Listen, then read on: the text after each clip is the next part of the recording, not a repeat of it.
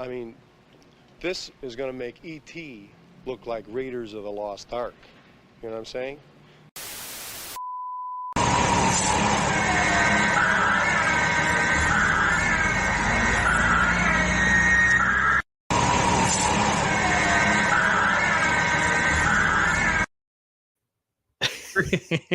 It's still a lot of fun. It's how we start. Greetings and salutations, my friend.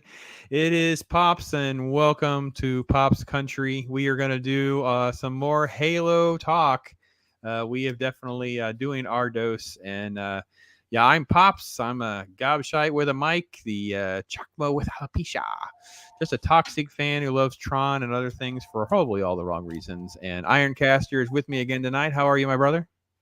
Doing fine. It is time for our hour of suffering. It is indeed time to suffer. We will probably fast forward a little bit because episode 4 offers so little that not much to talk about in that regard. But let's say hey to the chat. We may just go ahead and open that door if folks want to come in and just absolutely just join us. So Ryan's been in there. Hey, buddy, good to see you out there. And we got to pay tribute to Ryan because this is the best. Oh no! It's the best. It is just the best. It really is because he's got that British seriousness on his vibe and his videos that he does, and yet this is what he's like. You know, he's a bit of a big guy who can make fun of himself. Listen, you know what? If you can't just laugh a little bit, because there's actually another video, and I haven't clipped that out, but he has another video that's got some bloopers in it, and I just kind of laughed too because he was like, effing me, man. I'm 3 a.m. I can't believe I was just laughing because I just know, because when you're doing stuff, you want it to just be done. Would be right. So, Jace is out there. He's been in the chat, man. Jace has been so good to me. His time, he was on with me for an hour, then invited me to come on his show for a few minutes. I was able to squeeze that in from the farm for the first time. I haven't actually joined a show from my phone from the farm, so that actually worked out well. Only about 20 or 30 minutes. We were able to squeeze in some new stuff. So yeah, Jace is out there. What's that? I'll say, well, hey, you're getting in some rounds. You're putting that face out there. You know what? I'm just having a good time. I'm just treating this as just meeting people. I'm like-minded. I like propping people up. These are people that are doing good work like yourself. I know T-shirt was nice to include me on your idea of the Sword and the Sorcerer retrospective, like they're revisiting this classic 1982 Sword and Sandals fantasy film from my youth. So that was actually a blast, and wish it hadn't been copyright struck and taken down because I think it would have captured our reactions a little bit better. But hey, you know what? The world keeps turning, and we keep enjoying it one day at a time. Yeah, it's a bit of a learning process as we go, and I think it's a matter of just kind of figuring out what worked this time, what didn't, and then how do we improve for next time. And trust me, I think there's gonna be some next time. Yeah, trust me, I learned my lesson with episode 2's reaction, where I just let stuff play as we were chatting, and I don't even know. In hindsight, as I was trying to clean some of that up to figure out how to repost it at least a little bit, it was I wasn't even sure that I was paying enough attention. I think I was just into the conversation, and the video was just playing, so a little bit of it was just on me. So. With that, let's just get right into it. Jay says episode 4 is so bad. And then he followed it up and said, this show just gets worse and worse. So what could Jace be talking about? Well, folks, we are ready to share it with you. We are ready to dive right in. We are not going to give you the catch up because there's very little to catch up because, yeah, they try to do it for us. And we'll just go right to it. So here's our lead. She is our star of our show. She is, of course, Miss Mullet. Miss Mullet, who is Quan in the show. She is the made-up character for this, not related to any characters in Halo, as we have come to learn. And we will see as things progress here quickly. This is the woman's in charge. She is the POC authoritarian on the right, the biracial character who is Keys and Haldy's offspring, completely manufactured nonsense on the left. We left off where a lot of female power struggle going on. She's basically told scientist POC with the weird hair over here to do all this research on the down low. Everything's on the down low. Then we jump back. There's a little bit of some comments about, hey, I got to get back to my sand planet. I got to get back to Tatooine. So she's talking to none other than not Dave Chappelle about taking her back. And meanwhile, everyone else wants to go back to the sand planet as well. Let's see here. It is the planet of Arrakis. In this, it feels very much like that. Like this is the planet that everything's going to revolve Everything around, happens, and I'm willing to bet that Master Chief's going to have to come back. This is some other Spartan. She actually plays out a little bit in this episode. It is not in this recap, but it was important that she actually saw, formerly known as Master Chief. He's just John. He's just generic John. He does not keep his helmet on, folks. Once he took it off, he never put it back on in episode 1. I don't believe he puts it on at all in episode 2. Very rare. Actually, episode 2, he wore it just to show up in the Expanse Total Recall hybrid city of Bespin run by Dave Chappelle, formerly known as Dave Chappelle, not Dave Chappelle. And she witnessed Kmart Dave Chappelle. Ooh, that's pretty sweet. And second-rate female Woolman Spartan sees him and take out the electrode tracking thing and out of his butt. And that does all I could think watching it was Master Chief pooped out a seed. He something. Apparently, the secret Her to, is a Doctor.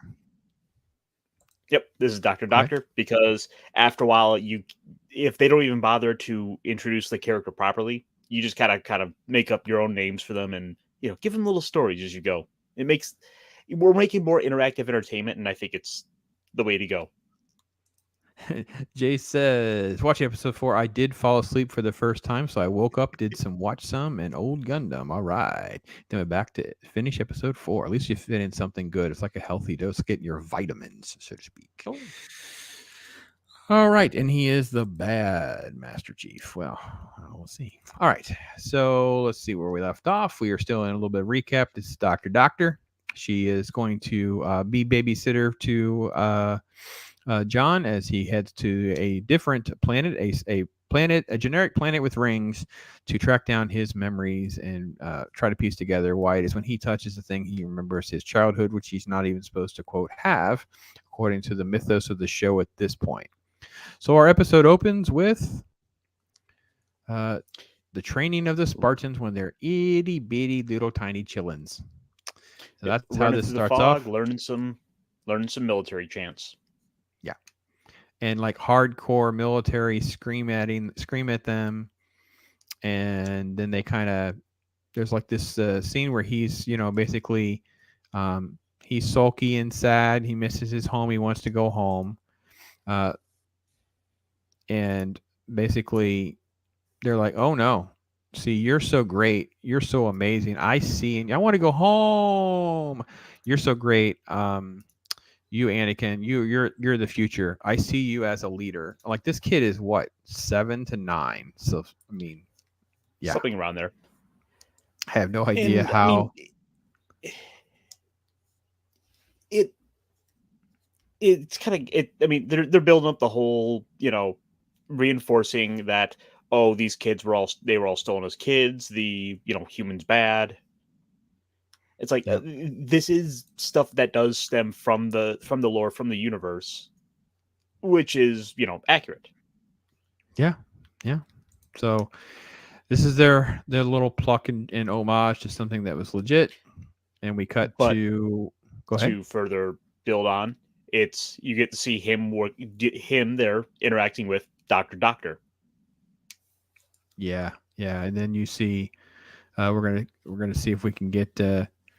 We're on the ship. Here he is. And look, I have not panned this guy. So in the first episode, and they try to play up like stoic, a lot of crap's happening to me, I don't quite understand it.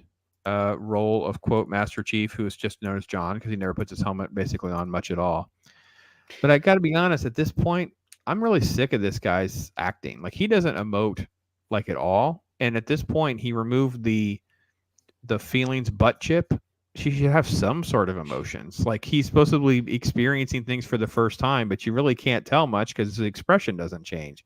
So I've been pretty rough. To be fair, on some of the others. To be fair, a lot of them are pulling their acting skills out of their butts, so that's the appropriate place for them to put the emotional chip. I just had not, that's very true. I just hadn't dogged on this guy's crappy performance. As we continue to make butt jokes and chip jokes at their expense, really because that's feels about like what they deserve. He really feels like a discount John Bernthal. throughout this. Yeah, there was a one shot where he kind of like reminds us all of the Punisher. We're like, this is just like a knockoff. Yeah, let's throw Like, Punisher. it really feels like they went to Kmart and just grabbed a bunch of discount actors. Yeah, So we have got our Kmart, not Dave Chappelle, and we have Kmart Punisher. and we have So there's a lot of just even random Kmart Jodie Whittaker. Yeah, Karen, Space Karen, Doctor, Space Karen. That's right. So this is Doctor on the left, and Creeper. Creeper has some random existence in this show, and he's just creepy. So we keep him around, and we have John, who is in awe of space. That's pretty much how this opens with. He's just in awe of space. He's, and then we get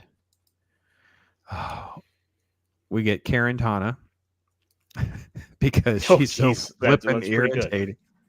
Here's Karen Tana, and she's like, I can test by your vitals that you're feeling anxiety, and oh, by the way, what you think you're seeing, you're not really seeing because humans can't see it, but I'm amazing and I'm inside of you. So if you need me, it's just like, oh my gosh, this is just so cringy. And then to know that there's not any basis. Your feelings are like.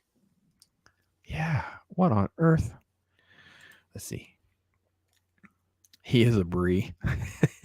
Well, Bree is a lot cringier to me. I will say Karen Tana is more of a Bree. And by the way, I've walked into it with my Bree stuff because I have my one little video that Jason and I did about her joining the Fast and Furious movie, and I've got Marvel stands or Bree stands attacking me and saying I'm being too harsh and critical, and then they're trying to like rope me into a Webster's Dictionary conversation about language, and I'm not participating yet. And Gray stopping in. We get all right. Wakasashi's Tea House. Morning from Japan. I don't have access to the show, but I've heard it's not good. It is not only not good, Gray. We are here to save you time. We are now at episode 4. We will save you hours of your life by giving you just a few minute snapshots of the show, explaining to you why it is so terrible. And I wish it was not just another generic sci-fi show that we could call basically anything. I almost feel like we shouldn't call it Halo anymore, Ironcaster. It's almost like being disrespectful to shows that do like live up to their title. So we'll call it Space Donut. Space Hole.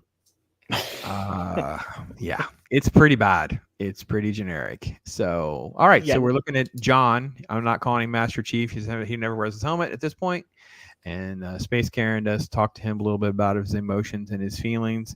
And then we have the credits that we don't need to have because there actually are no credits.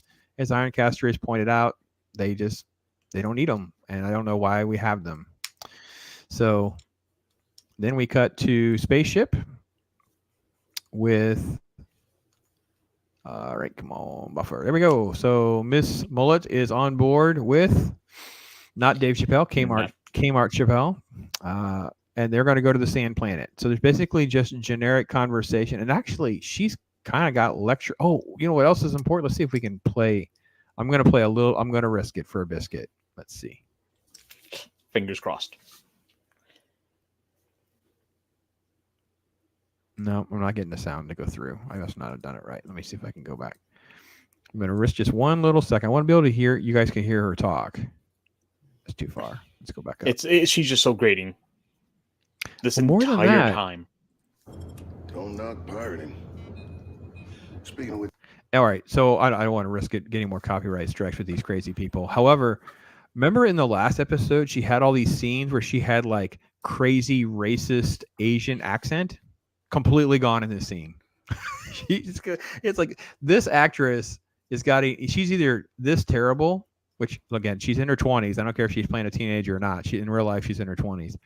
If she's this terrible or she has no like acting advice from the creators, because her accent is like episode to episode completely different. It's like it was actually like, wait a minute, let me watch that again. But yeah, she does not play. This is her grumpy episode. She's very pouty and grumpy pretty much the whole time. There's a lot of back and forth about how he lost his dad, and he admits how he killed his dad. And she's under all this pressure to go back to Sand Planet and allegedly find her people. And then we fast forward to a shower scene where we get this weirdest. Now, I don't know that we ever saw this person pop up before. Any idea who this spontaneous woman is? I mean, she's female background Spartan number 2 at this point, because Well, yeah, but she was not. I don't remember her in any of the other episodes. I think it was just Well- the other 3 Spartans. well, I mean, I know there's a million others. Oftentimes she does appear, but she's part of this like squad with our Master Chief and the and this the other 2 Spartans here. But it's just a matter of she blends into the background enough that you just kind of forget she's there. Okay, fair enough. And because it's like her, Black Spartan, and then our social justice Spartan. Yeah, she's ready to be re-Spartan or something. She can't be Karen. We have too many Karens in this joint, but literally there's that many female characters, folks. I wish I could make this up to you. There's like 8 female characters and there's like 1 man per. I mean, it's like insane. It's like there's literally Kmart, Dave Chappelle, John, formerly known as Master Chief, and then Black Keys, who fathered a kid that's a POC, but he's completely irrelevant other than his 2 scenes, and everyone else is completely faceless and irrelevant. We have crazy white Nazi guy running the sand planet, which we get a little bit of him in this episode. You know what just kind of dawned on me here? In like every scene where we have, male characters, they have to balance them out. It's like the show cannot have scenes of male only. Of just only men. That is so true. I don't know that there's a couple of scenes or at least shots of John and not Dave Chappelle. And that's really it. I don't think there's any other scenes. But even then, it's either so very brief that you can kind of blink and almost miss it, or they have to then quickly introduce Mullet to help balance the scene out. Right, Mullet comes running in, or his not Dave Chappelle's white wife. Yeah, all of those scenes. Ramen noodle hair wife. Yeah, that was weird. So Jay says they have this good suit. Ooh, Loki would argue with that in this show and barely uses the mask, etc. Couldn't agree more. It is so effing stupid. And she is like Wanda loses her accent. Yes, like she's referring to, I believe, WandaVision, which accent comes and goes. Ryan adds, hi all, hope you're doing well. We are. I've been looking at the stream. Enjoy the reaction of Hollow. That's his nickname for it. That's great. We like Space Hole right now. I think that's our leading candidate for this show. That Hollow's pretty good. Just kind of like he's that Master Chief. Mm-hmm, he's Master Chef. Yes. Yeah, that was good. I think Az started calling him Master Chef. That was pretty funny. Got me into the intro with its shows. And yeah, that's awesome. Yeah. Oh, from the Gundam comment earlier. Yeah. Good stuff. So, all right. So basically what's happened here, we're going to just kind of get past spontaneous Spartan lady with a scowl on her face. So she's Scowl Spartan for now. And she's walking in on social justice Spartan, which we'll see more in a moment. She's plucked her butt chip out. And the butt chip, once it's removed, they can actually feel things. They will behave like humans again. So the butt chip was removed in episode 3. And she removes her. And I will say at least it wasn't as linear of a story as I expected it to be. Not much to go. It's just, here I am on this show. I don't know how my agent got me this job. Here I am. I get to go be the scarred female Spartan. That's that. Yeah. So we're flying into not Tatooine, but Tatooine. Like it's just not Mos Eisley. It's just like, oh wait. Yeah, that's right. No, this is the other planet they're going to. This is the planet with rings. You just can't see that. Well, you can kind of see the ring up here. So this is where we have Doctor, John Creeper, and John, of course, is carrying around with him the artificial intelligence of Carantana. And they jump into Speed Buggy, the camo Speed Buggy. I love it. We're 500 years in the future. We literally are looking. Do you know what Speed Buggy is? Are you familiar with that cartoon? Oh, yeah. Yeah. They jump into camo Speed Buggy to go traveling this planet. I was just like, what the heck is happening? It's like they're trying to get the warthogs in there with it. I guess. Kind of. Lots of walking, lots of talking. John is allegedly experiencing things. Here's Creeper looking on. I wish their app had like play and fast forward. I do not see that. Hostile planet. So basically, what they were saying was, and we find out, spoiler alert, because we just don't care. John's dad is actually the one that helps create the technology to grow plants fast, and it takes in this planet. This actually is the planet that John grew up from, hence his visions. He's piecing all this together, and Doctor's there to advise him and help him. And let's see, we cut here. We get a little dose of what his flashbacks look like. So they tend to be like blurry, very bright, and scattered. And brief. So he's pieced. Go ahead, and brief. Yeah. So that's how it starts. We basically just get introduction to Ring Planet before we cut back to Miss Mullet and not Dave Chappelle, who've landed on the not Tatooine. And if you think I'm being sarcastic, say again. Not Tatooine. Not Tatooine. Yeah, it is not Tatooine. It is basically just that generic. There's very little that was really pulled out of Halo that's relevant to either of these two sort of subplots or storylines. This episode is completely devoid of the prophets, who actually look fantastic as far as an adaptation from the game. So giving kudos to the Dark Crystal meets Snoke prophet, because all that looked really, really close. And then there's no Hot Pocket. We lost her. So Seaweed Wrap Hot Pocket, it does not make an appearance in this episode. We're just going to get back to that storyline at a later date. So basically, they walk around not Tatooine a little bit, and this is who we get. So basically, this is the evil white guy, Governor Venture. He had one cameo on a crappy TV in the background of episode 1. It's basically being sort of a United Nations liaison to, I believe, the UNMC. Am I saying that right? Or UMNC? He's basically stereotype Nazi. Go ahead. So I was saying yeah, you had it right. I was just saying it's been a while since I've actually gotten into a lot of the Halo lore, so I had to look up the military government acronym.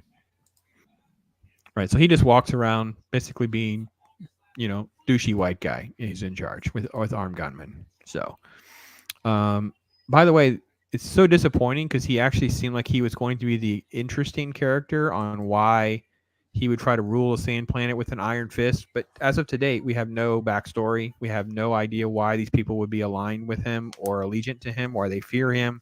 He's just ruthless, but he just has a posse of people with guns all the time. So that's pretty much it.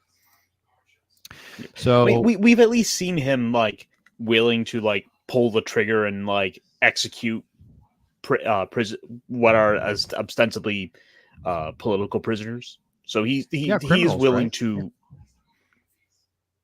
either they were either rebels or criminals, or either way, he's willing to do what it takes to ensure his rule. Yeah, and he's definitely ruling with an enough, iron fist. Yeah.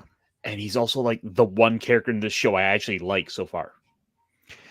Well, he at least is doing something. Like most of the characters, again, I was getting teased by someone privately that knows me personally about, you say chatty and talky a lot and whatever when you talk about the show. I'm like, yeah, because that's what a lot of it is. It's that. I'm like, what am I supposed to tell you? I'm not going to lie to you. Basically, they're just walking around. They're kind of getting the hints that these people have shown up. This is not Dave Chappelle walking Miss Mullet around. She's allegedly looking for her family. She finds an old friend here who somehow survived episode 1, which I don't know. I thought he was in episode 1, but they had previously said no one survived in episode 1. So other than that, I'm not quite sure. I'm not sure where the ant was either, but they allegedly have survived. They're allegedly going to meet them because the aunt should be the one running the rebellion because her dad died, and I guess that the aunt's on the dad's side of the family, making some presumptions there, not always spelled out. But here we go. Miss Mullet has a bounty on her head, so keep that in the back of your mind because I'm sure they keep bringing that up, even though nothing's been happened yet. It's like, bear in mind they show her name on screen, and we're probably going to immediately forget that. So this was a little weird because they just kind of cut right back to social justice Spartan without a lot of context. And I'm like, what is she doing? She's being very thoughtful and very slow and methodical with what she does. And what she does is she decides that she's going to put, so I get it to pull up here. She's going to put these red streaks in her hair because that will better reflect her. See, there she is. She's officially now transferred into, the re-Spartan of the group. And we see that later. And it becomes like a joke. Girls. So there's a thing I noticed, Ironcaster, and if you've read any modern comic books, one thing I noticed is there's a whole lot of panels that are female characters sitting around talking about food, or there'll be panels of characters in restaurants and eating, and there'll be female characters talking about what they're wearing or their hair. And I'm like, it's always so strange because it doesn't fit like any sort of comic book narrative. It's just something that kind of jumps out at me of like, why are they doing this? So we kind of have a little bit of this here too, where it's like she just randomly does her hair, and we're going to talk about hair later. Well, yeah, that's largely been a big trend that's been going on for years I can account since like 2015, 2016, when Marvel became unreadable. Is that it's the easy way for them to try to do any relatability or character development is, well, it's easy for us to just sit them down and write them eating food. It's like, well, everybody eats. We were going to, of course, do that to make them relatable.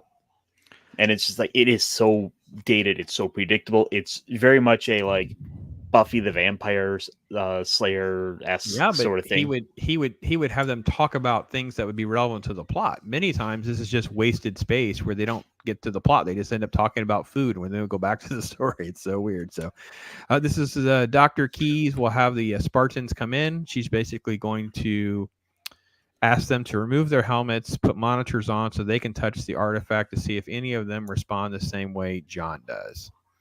So that's how this basically transpires. And basically we get at least some sort of exposure to the other key Spartans. Although I do want to point out here, one of the things that really drives me crazy with sci-fi, and we just caught it there.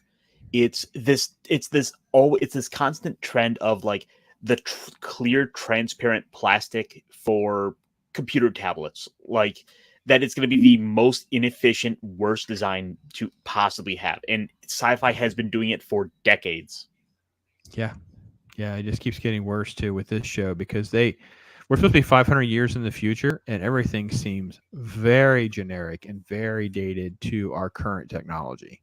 Like we joked about Speed Buggy earlier. Like, Speed Buggy was from like my childhood. And yeah, that's pretty much, they don't have like a cool ATV. It's all tricked out or anything. So basically we take the 3 Spartans. They're going to go through, they're going to remove helmets. They're going to touch the artifact. I still find it weird. And I was going to ask Loki, was there any logic to the fact that they touched this thing like through their gloves and that John had the reaction? Like, I don't know. Meanwhile, back on Saturn planet, they're following John's lead to dig holes randomly, looking for something from his childhood. He ultimately finds. And there again, you see the tablets. Yeah, she's got her little her to-go tablet.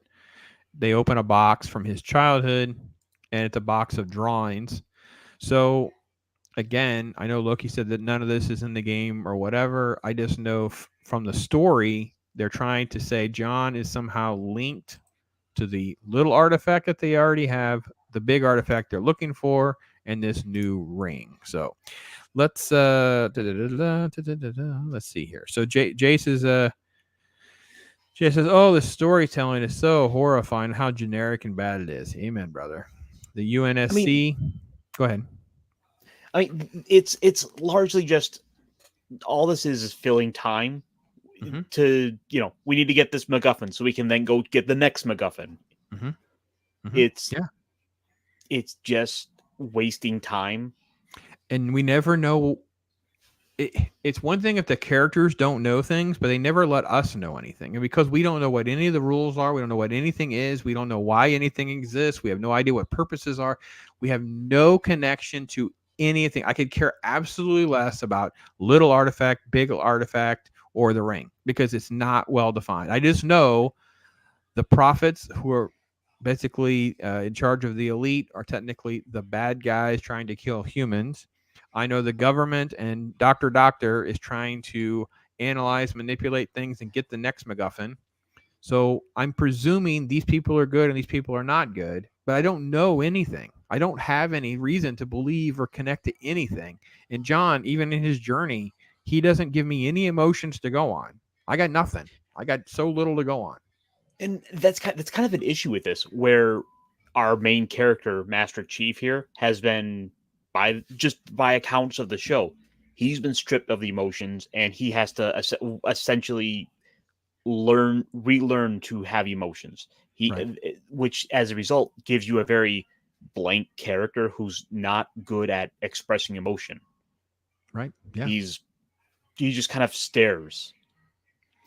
UNSC in the games are largely depicted them as noble fighting force against hostile aliens. The TV series has taken a much different approach by showing them as morally gray, a superpower within the universe, unafraid to eliminate their soldiers and civilians to maintain dominance. This makes the UNSC particularly untrustworthy and evil. Yes, Jay, man, that was brilliant. Thank you so much, because that's absolutely how I feel right now. I feel like I'm told. Oh, let's see here. We got this there. Morally grave was super. Yeah. Okay, I got that. So make sure I got the right ones.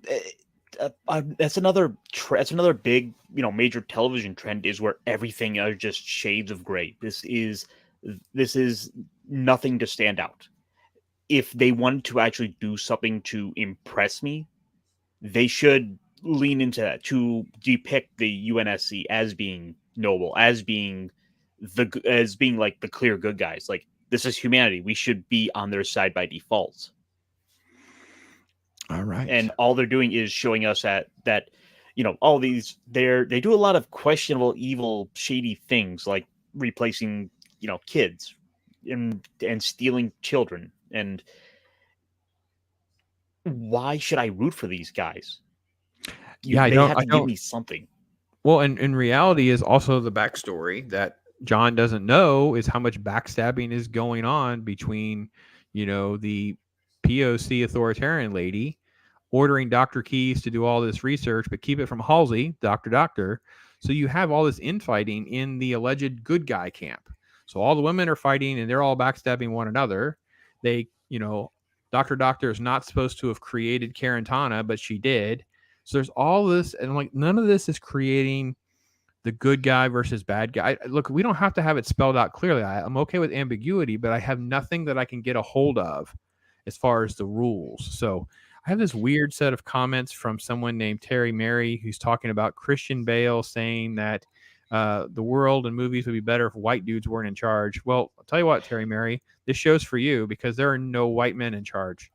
Master Chief has basically been the throne of everything in charge, from Miss Mullet to POC authoritarian. Whether that's what Christian Bale intended or how that's relevant, I'm not totally sure. But know what? It just kind of dawned on me. This is a literal mystery box on screen. Mm-hmm. Yeah. Like, this is like the straight up J.J. Abrams mystery box they've buried, and they had to find. Yeah. So this is the MacGuffin box. So now we have like the MacGuffin box to get us to the MacGuffin. And then we're going to jump forward back to Sand Planet. Let's see here. That's basically what we do in this episode. We just kind of bounce between these two scenes where not Dave Chappelle's walking around with Miss Mullet as she continues to find her family. And there's all this sadness because people have died and you don't understand how bad it is. And if terrible white Nazi guy finds you, it's going to be bad. This is supposed to be like a funeral service for her father. Mm-hmm. And it's like these people are risking a lot by coming out to mourn for the former leader who just got disposed. And in this scene, Mullet here is just whining like, you guys are doing nothing about this. Like, where's my father? Where's the rebellion? It's like, we're kind of struggling here just to survive. You're asking us to risk a lot. And things weren't exactly great before we kind of find out through this episode here. Yeah, and again, I have to play Mahler a little bit, right? So it's just convenient that she shows up in the middle of the funeral that's been delayed this entire time while she's flown from 2 or 3 different planets and then back to Tatooine. And then she shows up at a funeral for her dad, and her idea of being there is, well, we have to just kind of squeeze her agenda and her stories about the rebellion into this mourning time of her dad, because let's just presume these people are legitimately mourning, and that's in addition to what you said, where they're being oppressed by this, you know, horrific white oppressor that they have on this planet. So very strange. It doesn't really go anywhere other than just let you understand she's going to be pro-rebellion and everyone else appears to be helpless. And then we cut back to the military base, because we have Dr. Keyes who's going to do research with Karen.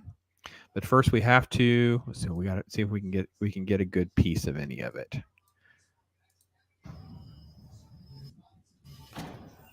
Okay. Is there anything wrong, ma'am? Your hair? Your hair. Did you do that to yourself? We got to talk about hair. So it comes up again, folks, because it literally is like that, where we just do the hair, and then Karen is feeling emotions now for the first time, so she's a bit of a witch. She just puts her hand right on the thing. So forget about the electrodes, forget about all the rules. I'm just going to grab it, I'm going for it. And then we cut back to Saturn Planet again. That's all we do. We just give you a little dose of something, even if it doesn't make a lot of sense, and then we bounce around to one of the other subplots. So we're back inside John's house.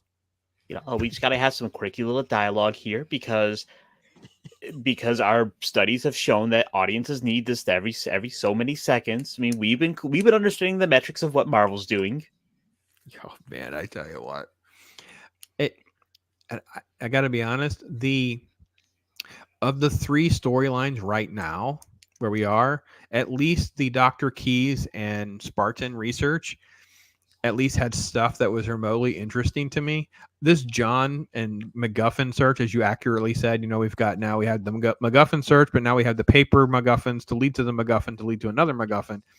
I am so disconnected in my remote emotional attachment to anything to do with that. I could care less about him because he's just John. He never really is Master Chief. And then Sand Planet Tatooine Rebellion with Evil Guy. I only want to find out why Evil Guy is doing the stuff he's doing. I have no idea what he's doing other than he's just a crazed, power-hungry guy. That's all I got. The actor's good. It's going to be really unfortunate when they completely butcher him in a couple of episodes, I'm sure. Sure. Yeah. So we're just going to get... So... Basically, Doctor says, listen, if you're going to try to use your emotions and you're going to try to figure all this out, it can be kind of frightening. Like, this is such a weird, I don't care about these terms, but I'm going to call it womansplaining. So we're going to have this womansplaining, John. You don't really know your emotions yet. So this is going to be really overwhelming for you. So you got to be careful what you're doing, but you're going to put your helmet on, and Karen Tana's going to help you. It's very much this writer's room decision of we're gonna have the woman explain to the man what it's like to have emotions. Yeah, and it's literally she says that. Yeah. It's the Master Chief has had to have this talk twice now in this episode. Yeah, it just keeps happening, and it's like they just keep going. Like, John, are you okay? Are you gonna be able to handle this? This is gonna be very emotional. So this is what it looks like when Karen Tana is basically using her projections. So he puts his helmet on, but he's only John. He's never really Master Chief, so don't get carried away. So he has this combination of what he's seen and then the flashback that's been being recreated. He basically is piecing all this together, and I don't know. Man, I don't freaking care. There's nothing to care about, right? So the flashbacks, I thought, well, maybe they'll tell us something. And it's like, well, Dad can grow plants. He's the cool guy who invented the tech so they can grow plants. I'm like, okay. Although we did find out that they'll still be making suspenders in the future. So suspender manufacturers. Yeah, we have suspenders, right? We still have wood tables. We have wood tables. Suspender people, you're safe to keep with your career. 500 years in the future, they're still going to need suspenders. So we've covered many of those things in previous episodes. That 500 years in the future, they're going to still need rubber tires.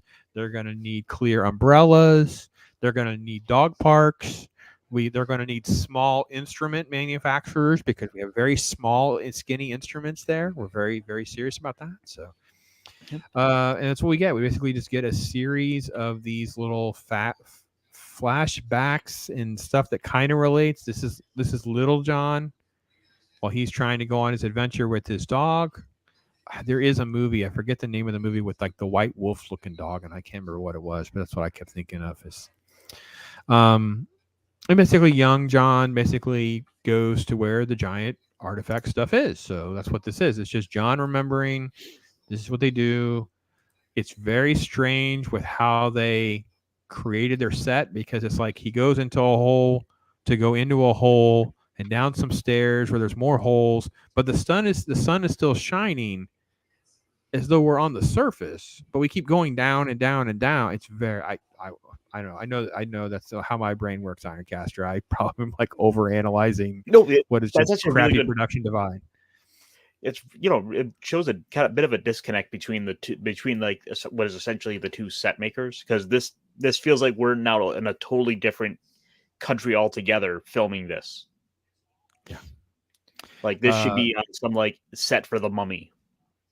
Oh yeah, it's very elaborate. Like it's very obviously stones are not just like this. So obviously they've been carved, they've been laid out to be like stairs. It's like, well, so did the aliens do it?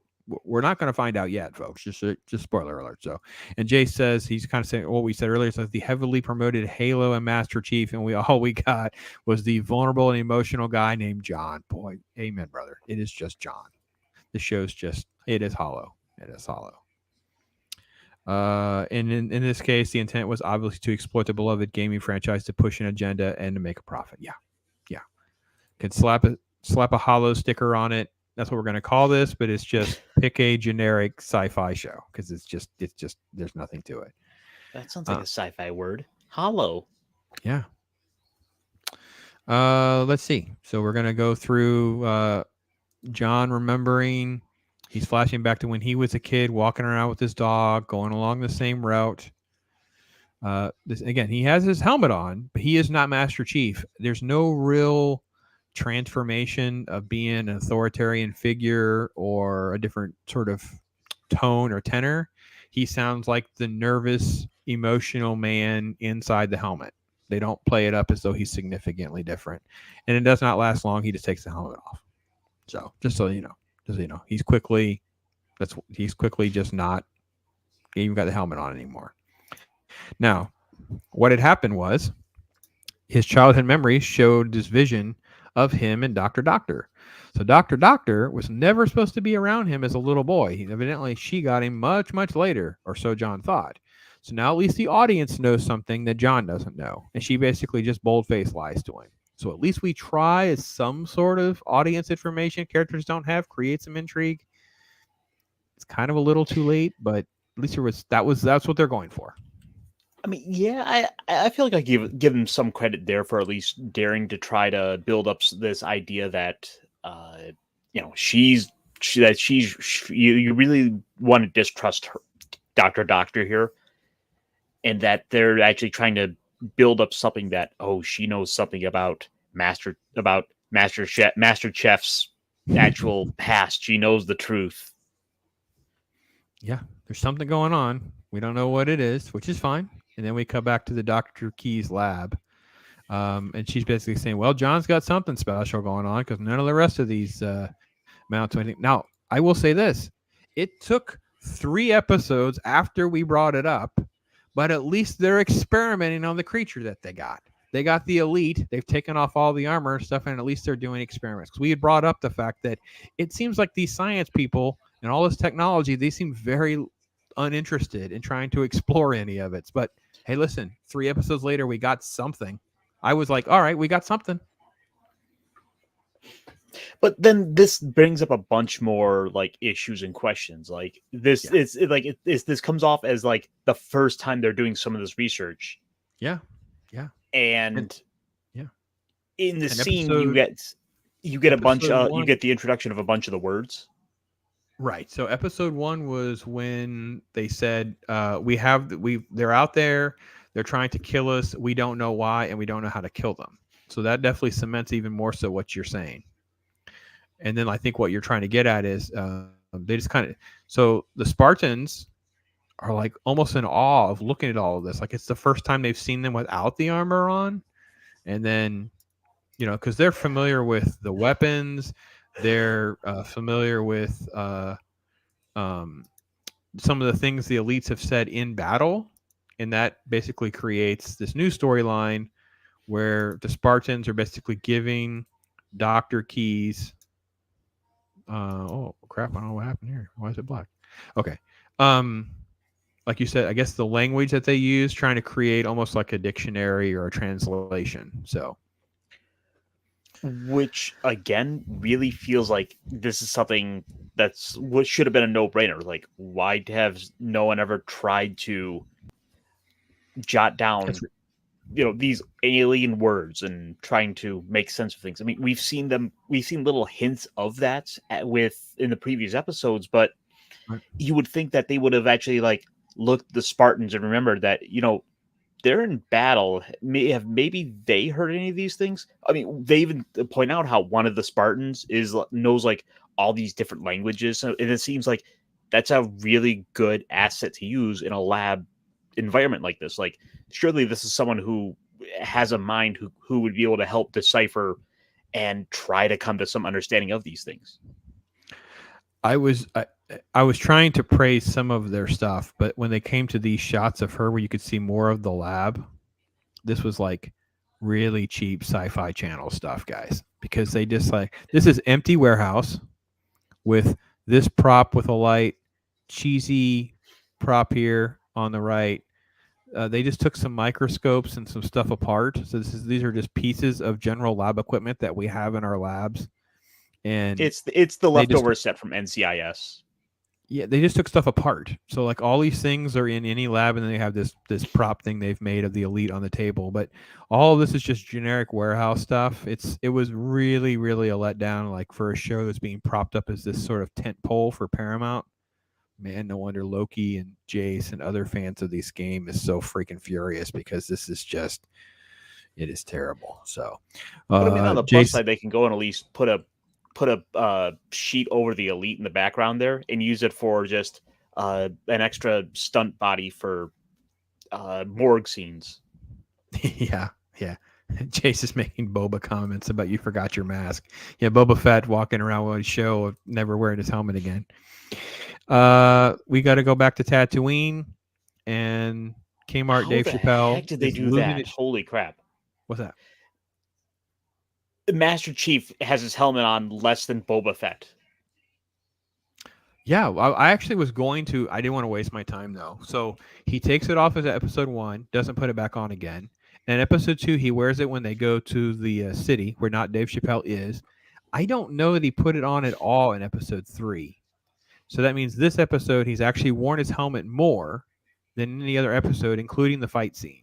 So that's lit though. And with 4 episodes, I would bet we might have 5 minutes. Yeah, I guess maybe a little bit more, because the fight scene probably is 3 to 4 minutes. This has been at least 3 or 4 minutes, maybe closer to 10. But you figure we're talking about almost 4 hours of show, maybe 10 minutes with the helmet and not behaving as Master Chief, because all this episode, even when he has the helmet on, no Master Chief. Yeah. Excuse me. So here we go. Yeah. They're cannibalizing his ship. They've taken the ship. It's a lot of talky. They don't have a plan. And it's a lot of cursing. I think it's weird. I'm sorry it's for me. And I know that you got the cursing thing. Jace, you're out there. One of the things that was always brilliant about Star Wars was they had made up curse words, being a nerf herder and, Griff. Yeah, you had made up words that were like supposed to be their curse words. And it just creates a better escape to a different universe. The fact that we're still using curse words that are just so generic is, kids would use in middle school and think they're being cool. It's just not cool. All right, so basically they got to try to come up with their scheme of how to get his ship back and all of that. She's completely useless in all of this. There's just random banter. before we have to cut to the fourth subplot, which we kind of know exists, and basically get evil white guy in a sauna. And yes, we have to have a naked butt shot, which hopefully will not land on when we fast forward. But I was And like, they've also got like they give him like the worst like face where he's like have like bask in the glory of my nakedness, and we're Mhm. gonna not comment on the size of his cigar. well, and it's like he's smoking a cigar, and it's not even a pool; it's this really massive thing. So he would have to light the thing and then swim out into the middle to have this shot. It was just like, I know this sounds weird, but it subconsciously creates these disconnects from your reality because none of it seems real. He's basically hiring a bounty hunter to take care of Soren, which is what not Dave Chappelle's name is in the show. He's he was a Spartan who left training, so therefore he is formidable. They're just walking around completely oblivious. And he's hiring a woman assassin. Right, let's see. We cut to her. There she is. So here's woman assassin with her eyeshadow and her lipstick. Her hair is beautifully curled. She's a very pretty lady, actually, and doesn't fit the assassin mold at all. I mean that is kind of what you would want for an assassin, someone who doesn't look like they would be one. Sure. And I feel like this is the kind of character that in a game of Dungeons and Dragons, it's like the introductory description is what someone would spend a lot more time on. Like, I gotta describe how the character looks, much more than I actually put into thought about how to play the character.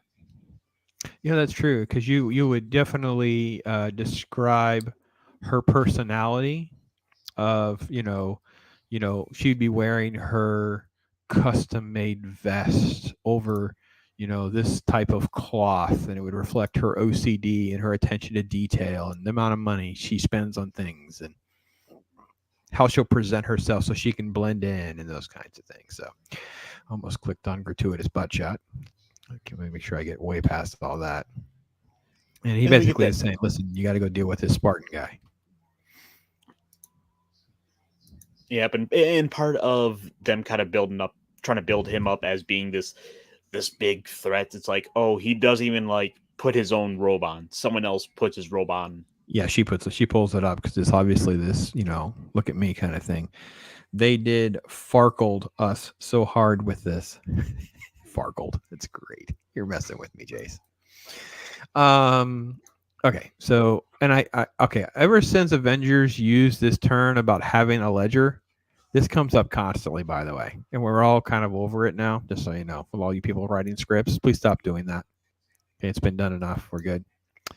Fast forward to back to the Spartans, and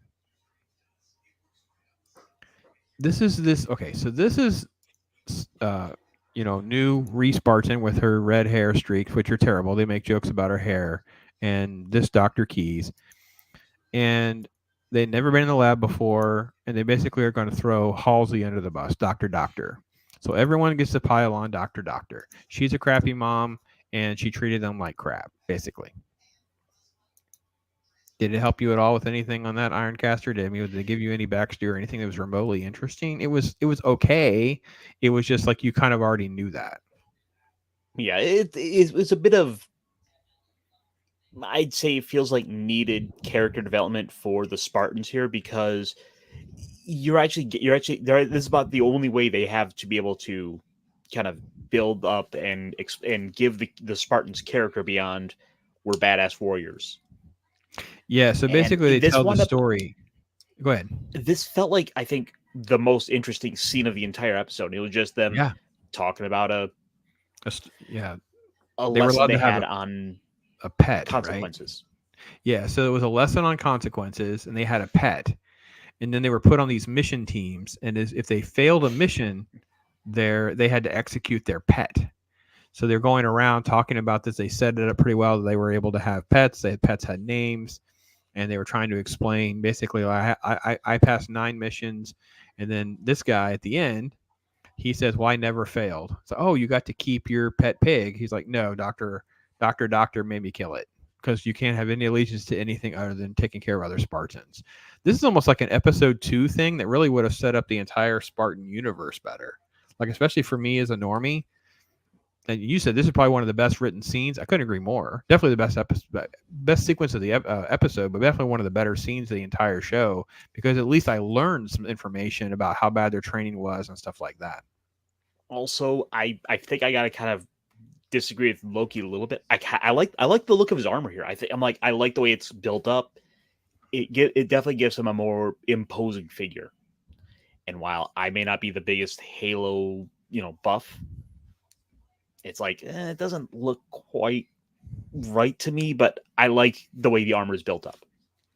Yeah, I don't, again, normie in me, I don't know much about the armor. I know it's supposed to be an amalgam of 3 or 4 different armors. So hail to CFG in the chat. Good to see you, bro. Great to see you. Cruising right along. Again, kudos to this part of the story, because at least it was something. But we don't stay there, folks. Of course, we can't have anything really good to kind of hang our hat on very long. We cut back to John. He confronts Doctor about, I have this memory. You're in it. How could you be in it? I never met you when I was a kid. And she just bold-faced lies, and he basically goes, oh, okay. That's it. You lied. You're okay. Okay, yeah, it must be me or whatever. And that was all. We're good. That was the scene. I saved you I think 3 one of the minutes of your biggest life. I think one of the biggest issues with the show to this point is last episode there was no action. Mm-hmm. And at least with this next scene, we do get a bit of action. So there's something. Yeah, Dave Chappelle. So here's our golf cart and motorcycle stuff. We get a little bit of that. He just rolls up on just this poor rando, and he's like, "Listen, you got to get. They took your ship apart, man. They took the wings off your ship. They did this. They cannibalized it." And he's like, all right, well, I'm just going to take your motorcycle. So, because they basically say you got to go like 200 miles to go get on a shuttlecraft to get him off the planet. So he's like, all right, well, I like your helmet, and here's my gun, so you can just give it to me. And that's pretty much how that plays out. I kid you not. So he's so intense, isn't he? Kmart Dave Chappelle. He's with the other character I do like in this show. He has actually grown on me, at least some, in this episode particularly, because he has had different. First off, we got a little bit of his backstory, right? So his dad died, but he's the one who killed his dad. You're kind of like, whoa, what's the story with that? So we don't get all of it. We don't have to have it all spoon fed us. And I hope that they go through the whole show, especially if they have more seasons. He lives, and we still never know how he killed his dad. I want it to be a question that would linger, because it'd be something that could come up later and be interesting. Also, I can see that he's actually trained as a Spartan, and he doesn't completely stink. He's still decent, because the hired assassin has to show up. I will say this was really actually one of the few scenes where I actually like the editing. So Miss Mullet is confronting her aunt. So Aunt Mullet, she doesn't have a mullet. I don't know what else to call her. She got a weird hat, that's for sure. I like the little feathers in it. Yeah, just think it's little lacy tips with little feathers on the end. Like it. Although this looks like a little foot cushion or something, though. Although the lady is like, this fake crying they have her doing is so bad. Oh yeah, her performance is terrible. It's like they literally just took like a little paintbrush and some water and just like ran a single streak down her face. Like, this is supposed to be a cry. Yeah, it's just really, really terrible. So, and then just this, I can't, you just can't stand it. I hate to be the stereotype, but it's so bad. Know-it-all teenager. We should just fight. We're the rebels. We can fight. It's like, oh my God, you're just so full of crap. At this point, they probably have few guns, few resources, limited food. She tries to tell them, no one's going to fight for us. We don't have money. We don't have anything. I like that screenshot. I should have just taken that one real quick. I know if I can get it back. Let me see if I can get it back. It'll probably land somewhere else. Nope, it landed. I'm going to see if I can get that. That's good stuff. Print screen. Get that. Yeah, we'll deal with that. Oh, it's trying to do crazy stuff for me. I'll do it later. Wasn't meant to be. I'm just trying to get to the editing, because actually, so this is what's going on in the room, this conversation, and then meanwhile, the assassin is kind of showing up, and you didn't quite know she was taking all of those people out.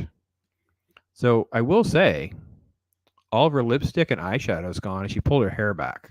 So She's serious now, man. She's serious. And then it goes down. They start fighting, and she just takes everybody out. And Aunt Hat is gone. We take care of her, and not Dave Chappelle shows up. And we get some decent action, like you said. Gave him a little bit of kudos. Because he's like, listen, these people are going to show up. They're going to be all over us. We're going to be massively outnumbered. And they are. But he does a great job. There's a great little sequence of them fighting and them getting away. So not too bad. Actually, yeah. So he does a good job. You know, I did like that. You had kind of mentioned a little bit there, the kind of back and forth with the editing, to where I thought they were I thought they were trying to talk about they were trying to talk about her father. Like it was like, oh, and while that's going on, so I thought they were like flashing back to some training he had going on. So I wasn't quite expecting it to what it being going on at the current time. I thought that was a good little surprise twist there with it. Yeah, it was edited well. It was like you didn't quite have everything spoon fed to you. So when it comes and you see the assassin walk in the room, you're like, oh crap, this is happening like right now. This lady's going to be dead. And sure enough, she was. They deliver. So I have to be honest, that was really good. And then of course, not Dave Chappelle gets to be heroic. He comes in the room, does what he's supposed to do. He protects her and saves the day. They get on a little motorcycle, a little bit of a chase scene going to go on. And then we do our part. They got away. Well, it doesn't last long. We only have 4 different subplots. So we have to cut back to John. And like I said, even if he has the helmet on in this episode, he never behaves like Master Chief. So if you're trying to watch this show for that, I'm really, really sorry for. This is the sci-fi show Hollow. And it's just walking around. That kind of stuff starts happening. And then Keyes is using the information that she got from the other Spartans to create their dictionary translation thing. And they're working on that. So that's what's happening in this scene. Like, I'll stop this, try that. And they basically unearth the fact that the one word is oh, wait, I should have let that play. I hit the button too fast. Let me go back, because that was actually that's the payoff right there. You've waited 4 episodes for this, folks. Like, why on earth would this show be called Halo? You ask yourself, because I've been asking myself, well, why don't we try this? Keystone, maybe. Nope, that's not it. What else could it be? So they're basically just fleshing this out with all the language and stuff like that. And then they try other information. And why is it they always have to be like a really darkly lit lab to do all this? Yeah, by the way, no labs are ever like that. They are bright. Like the amount of lights that we would have, and I say we because I work in a healthcare industry pretty much my whole life. So you know, guys, I think there's been, I don't remember if it was episodes of CSI. Anyway, there were some shows where they have like what it looks like. The tables are all stainless steel, and there's bright lights. Everything is super super clean. It's not dark. We don't have any other weird colored lights lighting stuff up or anything like that. That's all just for effect. So, this is them talking about her hair. I thought that was in the earlier scene. This is how it's the show is so nondescript. I get confused on which scene is which. Yeah, I didn't know. Yeah. So I'm kind of predicting that they're gonna try to use her to show that, oh, it can be a bad idea. It can be dangerous. She's gonna be the one that she's gonna be the one here that, because she got off her butt pill, right, she's gonna wind up going rogue, going bad, right. Yeah. All right, so not Dave Chappelle and Miss Mullet are Mad Maxing it across not Tatooine, and that's pretty much what's happening here. But it's not. This is not terrible. I'm not going to try to bash that as much as it kind of seemed like I am. He puts his helmet back on because he's going to try to follow some more memories to get down the hole, and Doctor just blindly follows, which I think is really kind of interesting. Like, yeah, I don't know what I'm getting myself into, but I'm going. I'm like, okay. And they basically go around, and we're going deeper and deeper and deeper below before we finally get to this giant MacGuffin thing. That's where we leave off, basically. Mm-hmm. We had to take she's one very excited MacGuffin about to it. another MacGuffin.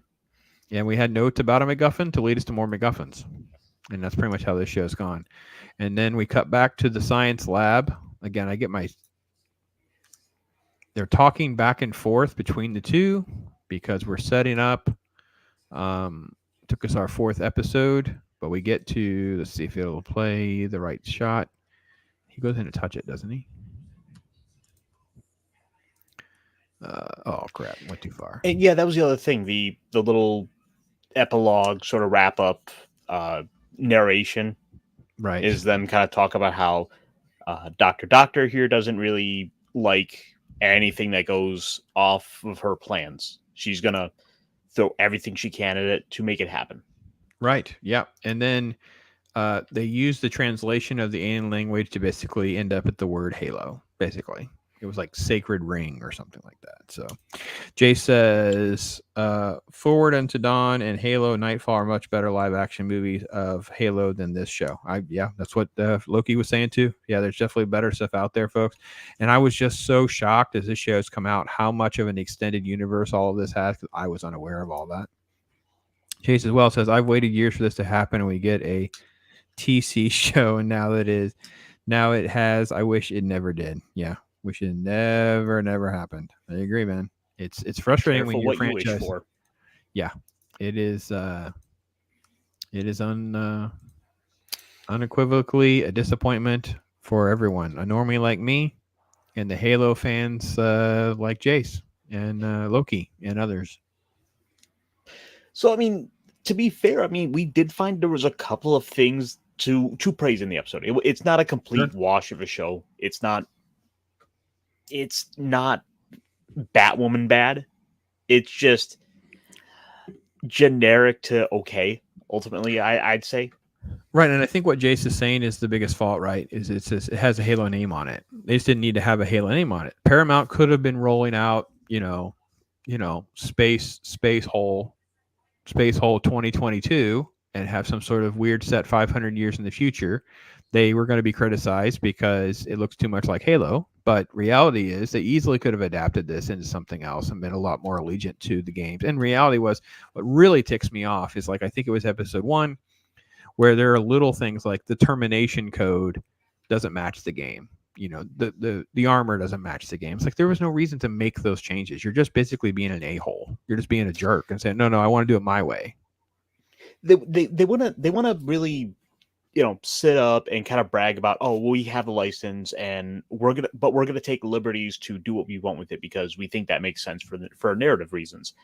And in that case, you're really just trying to cash in on the audience, and you don't care about what you're doing, which is the bigger insult. Is because you have people who do legitimately love this franchise. They love these things, and you're not going to put in the time and effort to try to please those fans. Because if that's your core already ingrained audience, you should be trying to make the best damn show they can get. Because you would want it to be that we capture your base fans. That's why you paid for this. And then you will be able to expand it to some normies by having a little bit more spoon-fed, a little bit 101.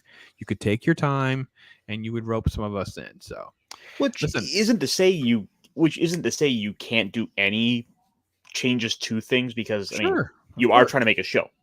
But you need to at least creative liberties. Absolutely. Right. And there is a degree to it that is fine, but you got to make the effort to try to really please the fans. And if you can get them on board, they will be your biggest marketing. The best part is they'll do it for free. Yeah. And the irony was, this was like an action figure thing waiting to happen, because they could have had like 8 new Spartans with different colors and stuff.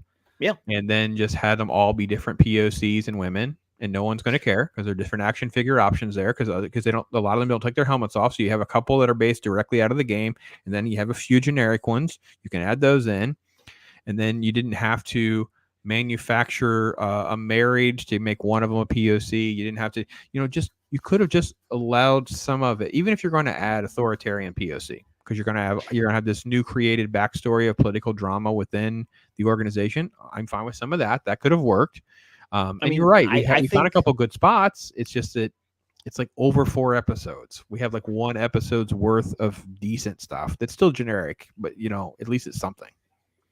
And I mean, there's a lot you could do there potentially. You could like put out, action figures that have like interchangeable armor pieces. So there's this idea of like the built-in customization. I mean, you can go and like, swap around armor pieces, and you want to put on different colored, armor sections, so you can like make your Spartan, and then you're like, I gotta build an army of these guys. It's like, where is that? That should be like the no-brainer. Yeah, I agree. I agree. First rule of making movies out of beloved characters is not to mess with them. Well, nobody follows that rule anymore, my friend.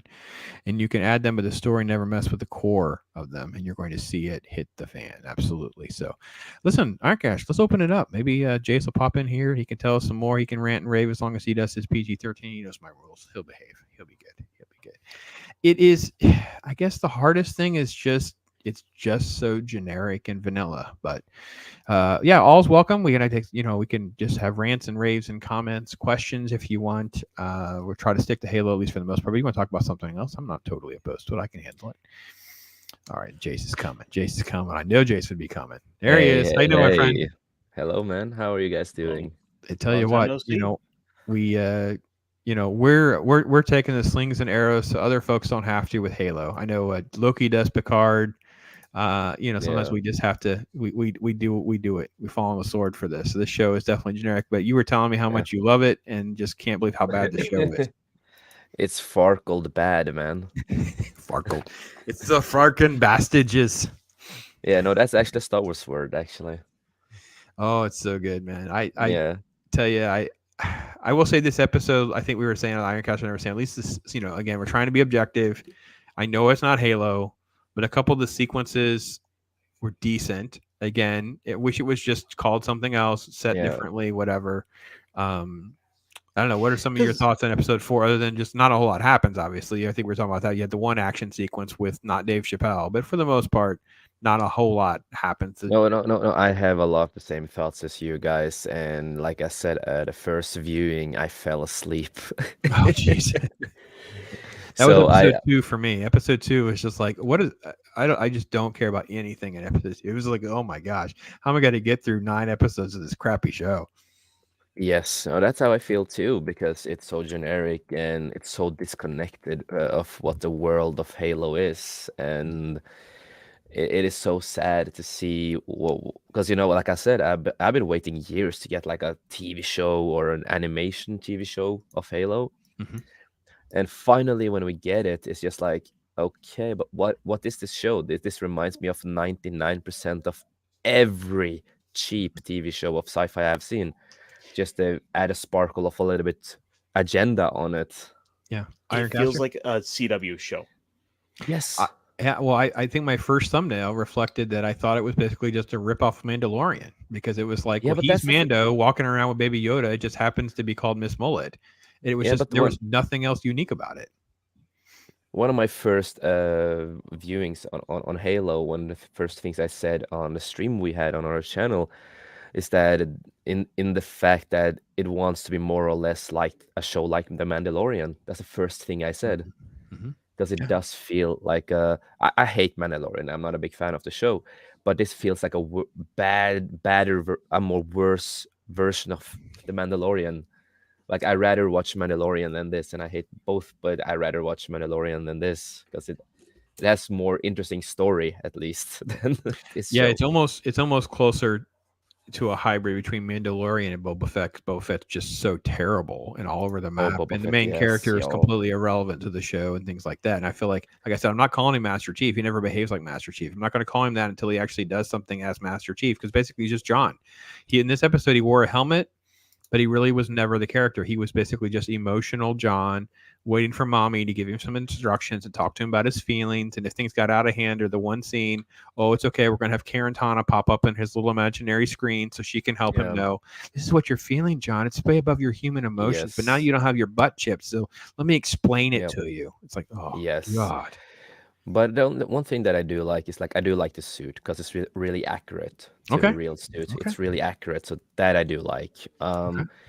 And of course, I do like a little bit that David Chappelle, as we call him, that character, because I do like the actor. He also played in Blade, the TV series that was made.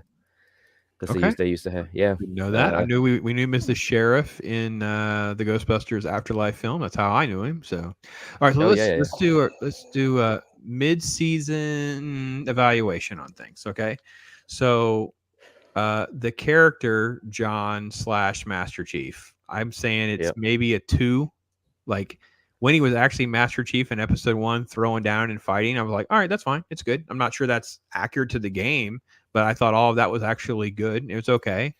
I think Well, the you are a actor's warrior. crap. You are a He's- warrior, so you're yeah, a all that was Spartan. fine. So you do, But yeah. there's So just that none I of didn't it. mind that. I didn't mind that, and it was a little bit gory, but it's like it's fine. It's like hello, it's they are warriors, so it makes sense. Like it's a war.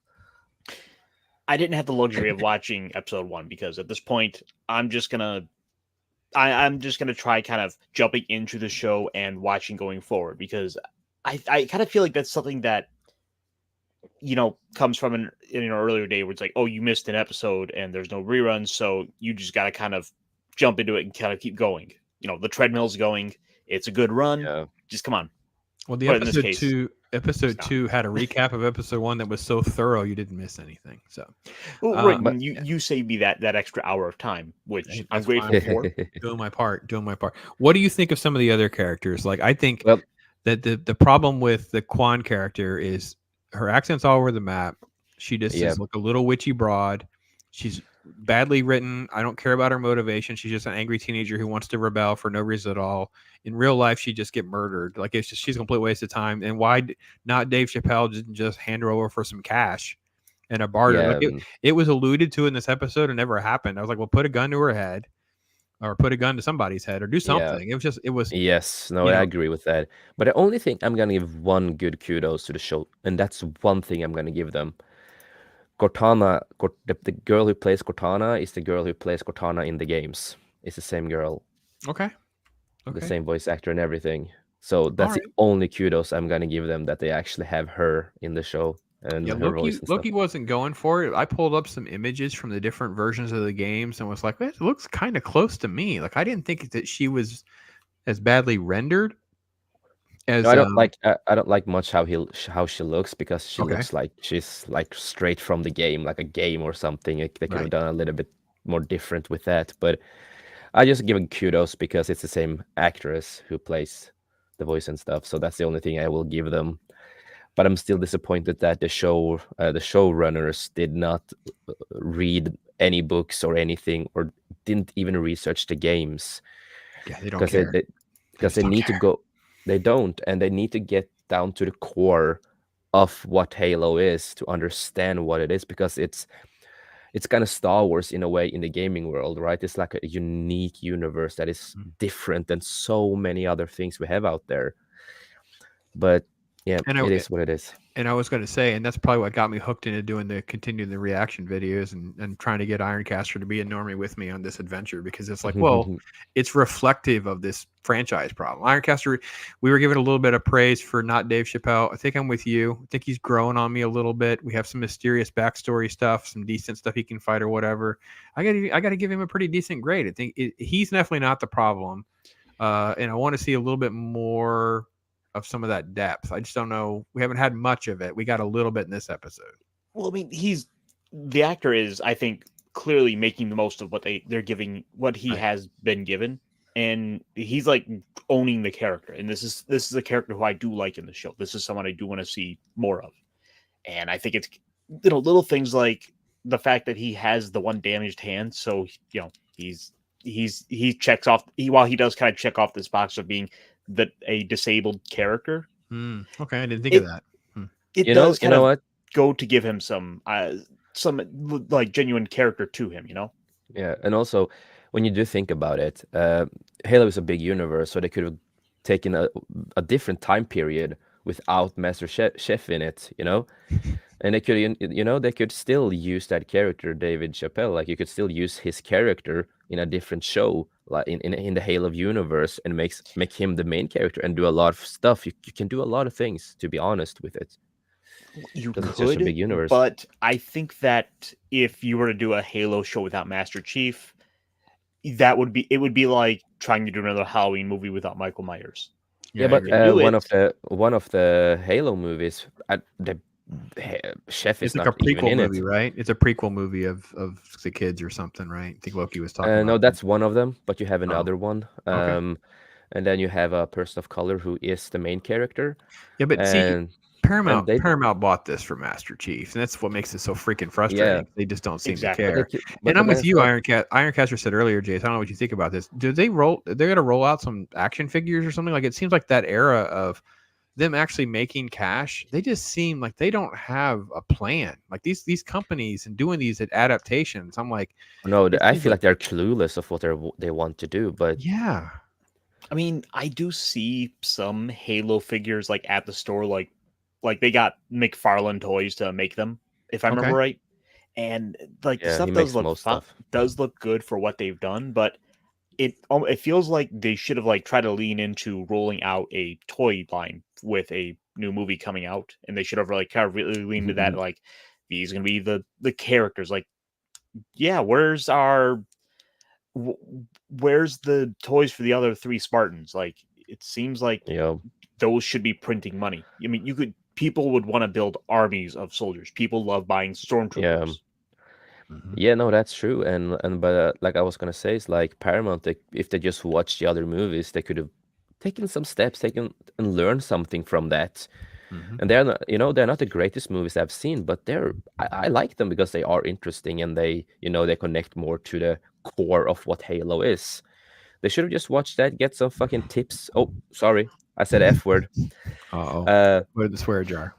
Yeah, we need you know what you need? You need every time someone swears, you need to like have like an emote or something that says like "oh no" or something. Oh, maybe. I'm gonna have to get a swear. I'm gonna do a Kofi. Isn't it called Kofi? The account where you can do like little tip jars or whatever. You can do a little thing about tip jar. I'm gonna say, you owe me a buck. Man. Yes, yes. You gotta throw a dollar in for cursing. You need to like have a clip to play when he swears. Yeah. Yeah. Have you ever watched like a Babylon Bee podcast or something like that? You ever watch those guys? They have a I've very not strict seen them, rule but on there. They pre-record everything because they're Christian as well, Yeah. but they pre-record everything, so they'll edit Mm. everything out. So if you say certain curse words, they have little sound things that they play over it or whatever. It actually is kind of funny because it kind of interesting. you get people who are like they're just talking or whatever. Next thing you know, you hear these words and it just goes donkey, and you're like, what's happening? It took some getting used to, but it was actually kind of funny. To be honest, I'm not gonna. This is enough work as it is. I'm not doing more. You know the rules. You're behaving for the most part. You're in good intentions. So I don't know what else to say. We're halfway through the season almost, right? Because I think there's 9 episodes. I verified today. think So it was. next week would be the actual midpoint. Loki should be back. He's dealing with his legs. So thoughts and prayers for you, buddy, that you feel better. Ironcaster, better, what else man. you got going on this week, man? You got another stream coming up, another show thing? We're talking about more Common Writer and some fun stuff that you're doing on the side, but what else you got going on? Oh, let's see. Whatever's going on, I've got whatever's going on with Jace usually. Mhm. He's usually pretty good about dropping me a link and always. having me come by. Thursday's on for me. I think I'm going to be okay. I'm not going to schedule anything Thursday. I have a hardcore serious interview tomorrow for my Watch Your Story channel. And then Thursday at the crack of dawn, I'll be up with Wakahashi Tea House, live from Japan. We'll be talking Batman stuff. And then I'm supposed to be on Loki show. So we'll see if that actually works itself out. Should be on tap from a busy Thursday morning, and then nothing after. It'll all be editing time and time for Jace if the show's works out at his end. So it's my week. So we could all be back together again in a couple of days. Yeah. Unfortunately, we were streaming on Monday, right? Yeah. StreamYard said that we were live, but apparently YouTube stopped the stream. Oh, huh. So that's why I needed to edit the video. So I took all the best parts of the whole stream, and we got the topics that was mostly important. I wonder what. Yeah, it's weird how they're doing stuff like that, but you don't always get the alert. Because StreamYard, you just keeps going. StreamYard doesn't know. Like if you're only watching your StreamYard screen, it just keeps going. It's recording a video file, folks. Yes. If you use StreamYard, you don't know how that works.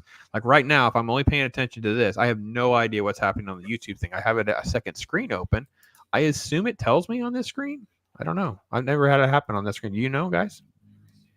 No, well, it means sometimes I have to kind of go check my other screen to see what's going on with the stream, because Yeah, I have to if do. we get hit by if you get hit by a copyright, or if they like claim it, they can shut the stream down essentially until Right.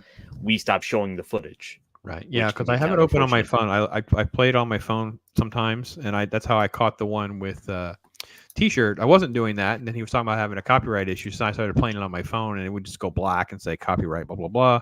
And once after a few minutes, you weren't doing the content anymore. I just put the stream back live. So, yeah, I don't know, Jay. Stinks, man. Because I know I was only on for a few minutes, but I was having a good time.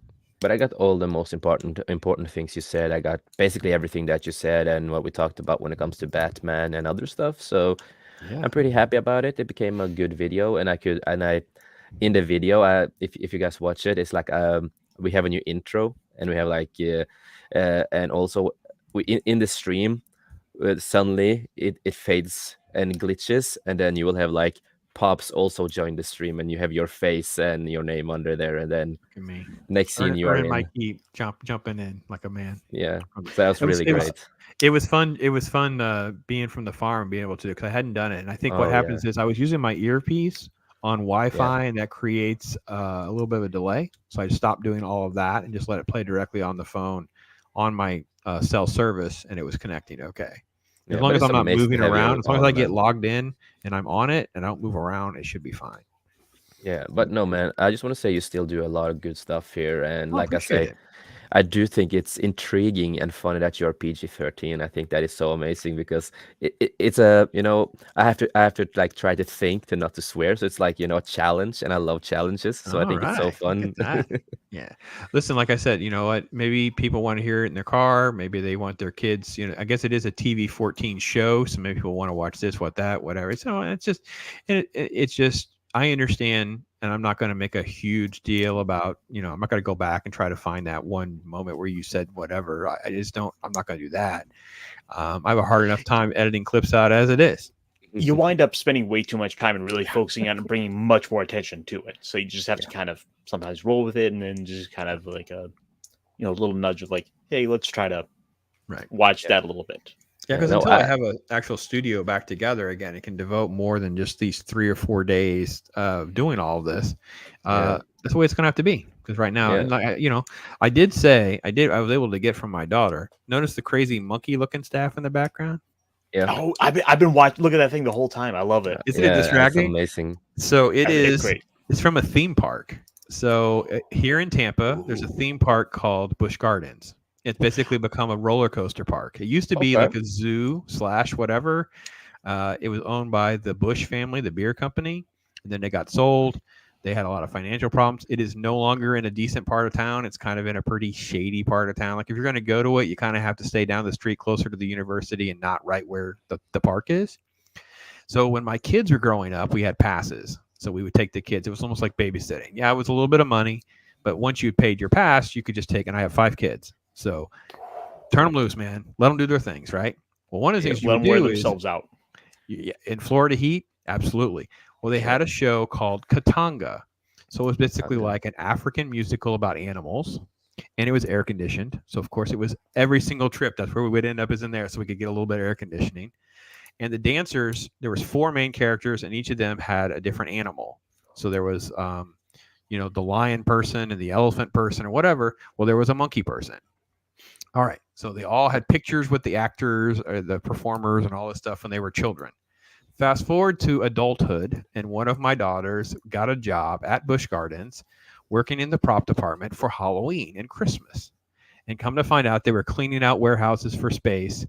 And she got me the monkey staff from Katanga because they no longer have the show. I love it. So it is a one-of-a-kind collectible from Busch Gardens Katanga show. And it's super cool. It's barely staying together. I was able to take it from her house to here. This is so I'm in town. I've not taken it to the farm because I'm going to have to figure out how to get it there. I'm going to have to wrap the top of it so I can get it to my my wife and mother-in-law to do some TLC work on it to kind of make sure it's, like a spray enamel or something, whatever would kind of seal it so it won't decay or break down anymore, things like that. So that's the I totally agree, monkey man. staff. That's so cool. Quite heavy.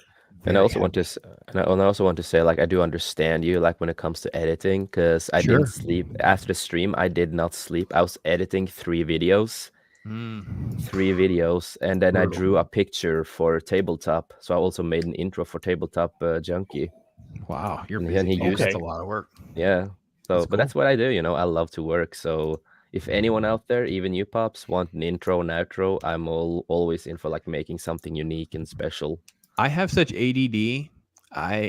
That's why I had you seen if you've seen some of my clips, you'll notice that there's like little changes up like week to week. It'd be like this top because okay. So Yeah. in backstory, I was originally like Pops on Pop Culture. That's why the name. That's what you'll see that name. Well, then Yes. someone told me and pointed out there's an actual audio only podcast of two older guys, and it's called Pops on Pop Culture. Now they're not on YouTube, but once that was the case, because back then I was only doing audio only. I was like, well, crap, I can't really stick with this. Now I'm going to get back into it. So I ditched the other part, but I already got all these intros made. I'm not going to just not use them. So that's why the Pops on Pop Culture stuff says that with these little clips. But I have like, I don't know, close to 20 of them. They're like movie themed. So I think on the last one, Jace, when you and I did our show, I think I used like the Minions one. The Marvel one at the end is like a book flipping, like the Marvel credits. Yeah. And then I have permission from Eric July, so that is his music. It should be in Yeah. the credits. It's his music. So yeah, he's been super generous about any of his music. So Yeah. So it's maybe I promise I don't have sort of the right kind of theme yet. That's why I dropped the Pops Country joke today. Yeah. So welcome to Pops Country. One thing with you that you are I was- dad of the fellowship on YouTube. Well, I don't know. what you are. Gary and I are almost the exact same age. I think he's actually like a couple months older than me. So Gary from Nerdrotic. You did the Pops Country. In my mind, I started going into Fear and Loathing in Las Vegas. I'm thinking, Oh yes. That's good. we gotta get out of here. This is Pops Country. It's Pops Country. That's good because I reached out to someone and they have a great sort of like country western sort of twangy intro music to a song that they did. And my wife thinks I'm crazy. Like, since when do you like this? And I'm like, well, first off, this totally feels like a spaghetti western. Like, it makes me want to watch Good and Bad, the Ugly again. I says, Yes. but I don't know. You know what?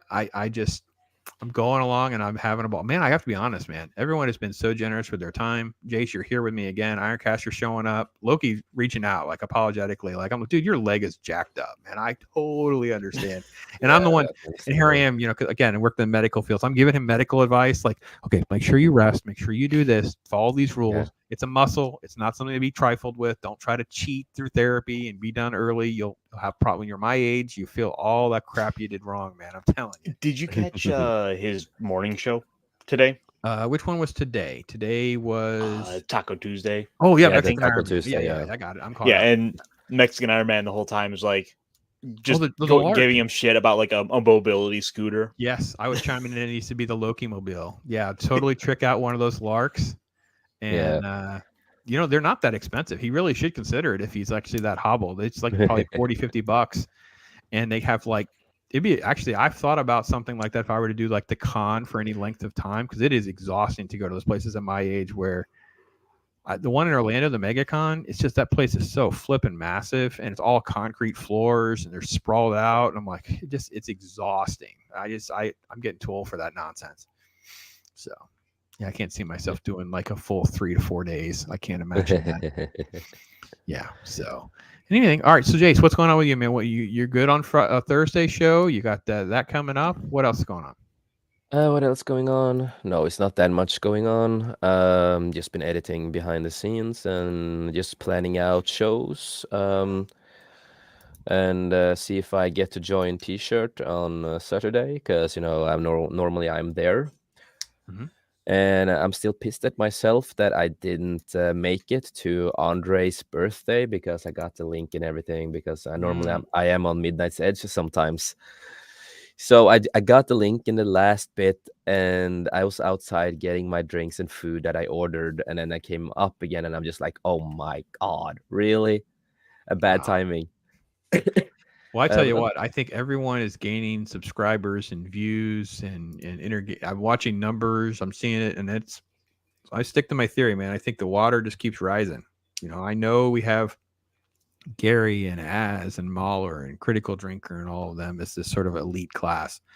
And then you have Midnight Edge and Culture Casino, and you have some of that. But then you have, it's just, I think this is what's coming. This is what people will be watching. This is what people will be spending time on doing, is these little niches. And especially as their franchise gets murdered, they're going to be like, because this is how I ended up doing all this. Like, I can't be the only crazy person.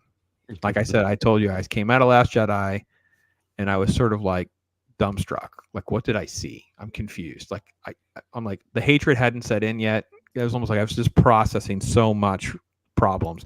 Then when I saw it a second time with the family, I was really having a hard time. Not like the casino scene and Leia floating through space and Luke and the blue milk and the boob milk. And I'm like, okay, I'm really having a hard time. And I felt so alone. And I have to admit, I was the one making the case. Surely they have a plan.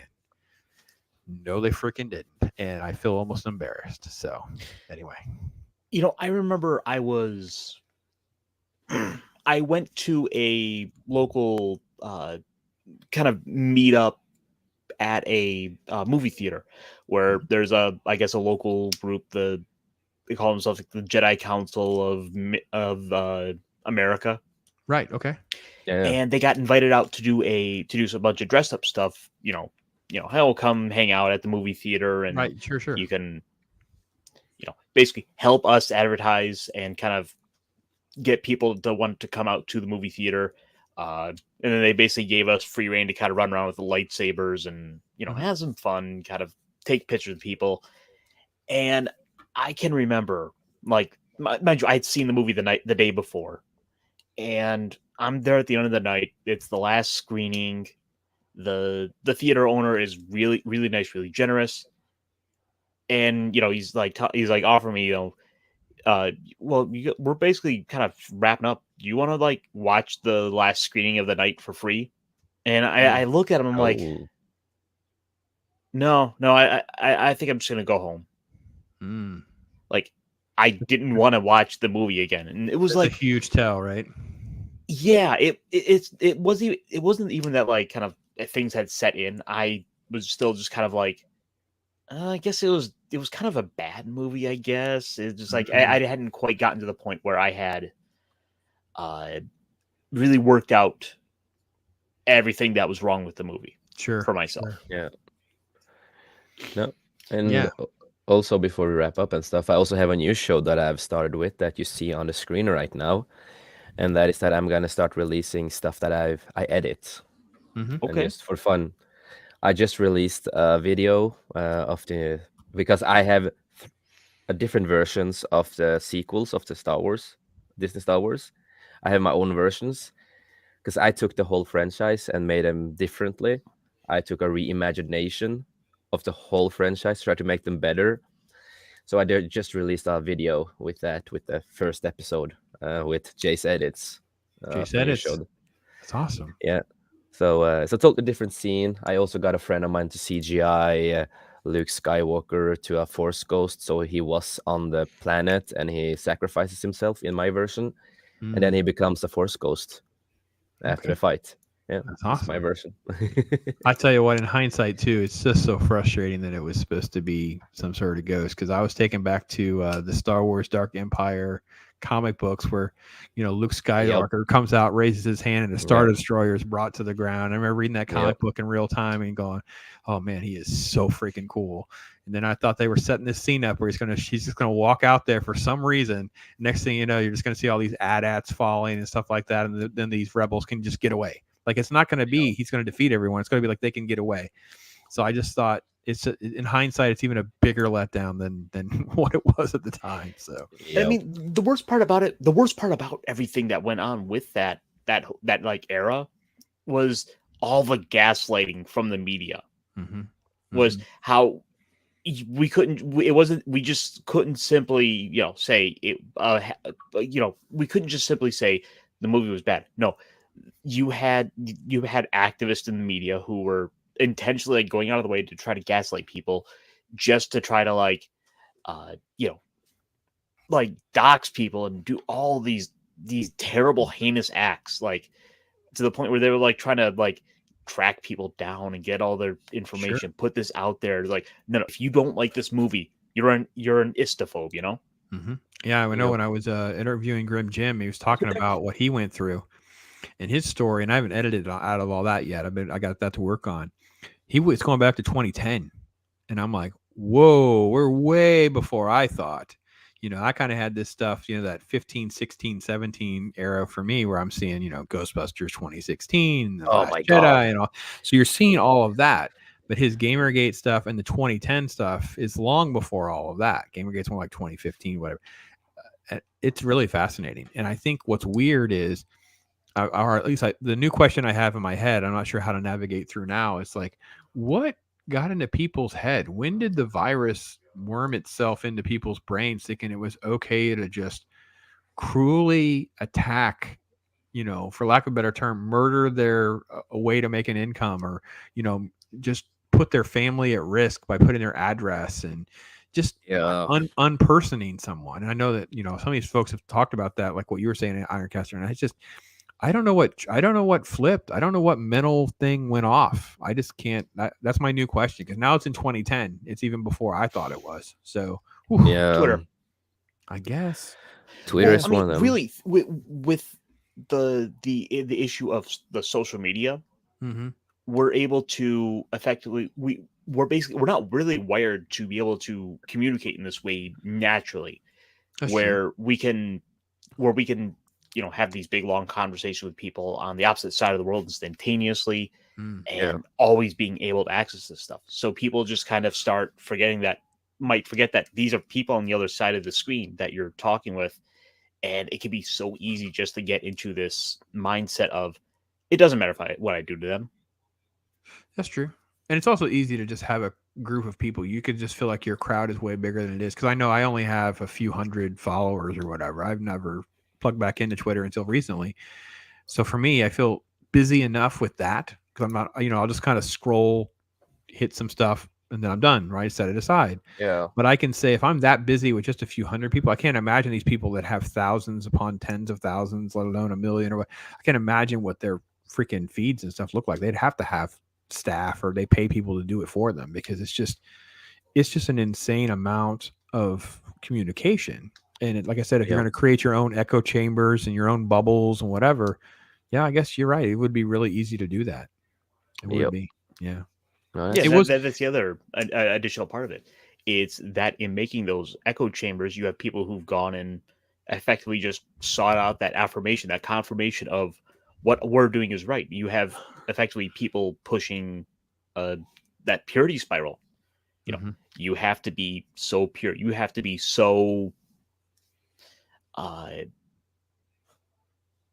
I'm trying to kind of struggle for words a little bit. That you have to be good enough, you have to be pure enough, and that you have these groups that are so vindictively trying to make sure that you have to be true. You have to be true to the cause.